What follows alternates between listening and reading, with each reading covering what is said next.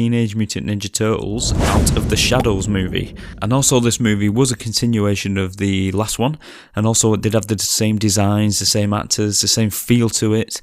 I must admit, I did enjoy this one slightly more than the first one, and here's the reasons why. Now, before I go on, I'm not saying that this movie was a good movie. It wasn't, but I can appreciate what they were trying to do with this one.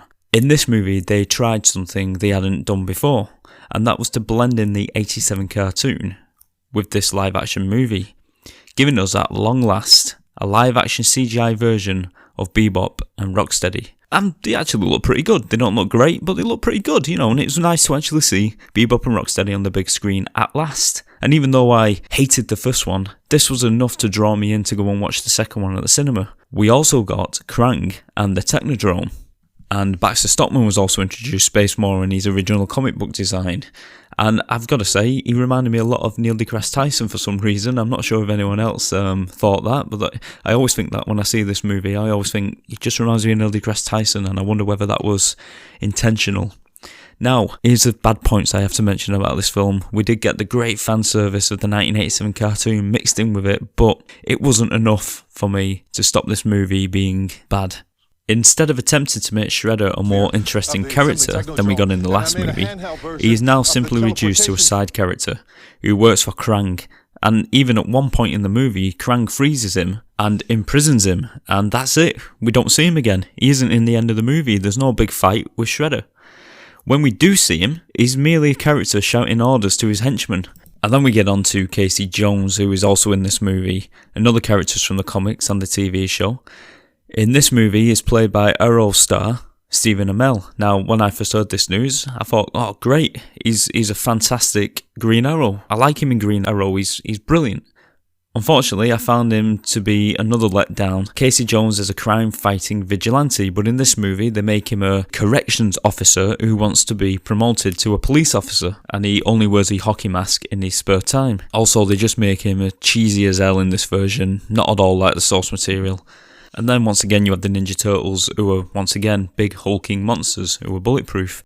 All that being said, there were some quite enjoyable scenes, especially the ones with the '87 classic characters like Bebop and Rocksteady and Krang, who was very grotesque in this. He had his big mech suit like he did in the cartoon. It looked very different in this, which was probably a good thing, to be honest, compared to the '87 cartoon. And Krang, he did look quite good actually. He looked disgusting and he looked gooey and slimy, but that's how I imagine a alien brain would look. But I did actually enjoy the 1987 elements of this film where they introduced those characters. It's just everything else that went with it just made this film bad again, just like the first one. But before we move on from the Michael Bay movies, I've just got a bit of trivia for you. There is a deleted scene featuring Judith Hogue, the original April O'Neil, playing April's boss. It's a shame that they didn't get this scene into the movie, but it is nice to see it anyway. And apparently there were minor tweaks made to the actual Ninja Turtle design in this movie to make them look a little bit more like the 1987 cartoon by making them a lighter green and changing a few other aspects of their designs here and there. But to be honest, they still look far too big and they look nothing like the 1987 series, nothing at all.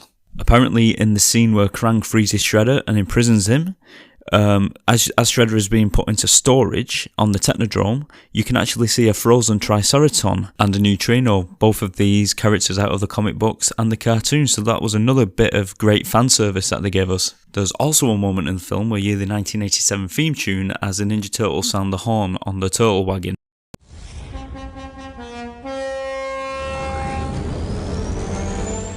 So, like I said, with the inclusion of Bebop and Rocksteady, with the inclusion of Krang, Technodrome, Dimension X, and with these little Easter eggs here and there, with Judith Hogue being introduced, with the Ninja Turtles theme tune from the 1987 cartoon, it would seem that this time round they were trying to please the fans. And, I have said a few negative things about this movie, but truth be told, I did enjoy this one for pure nostalgic reasons.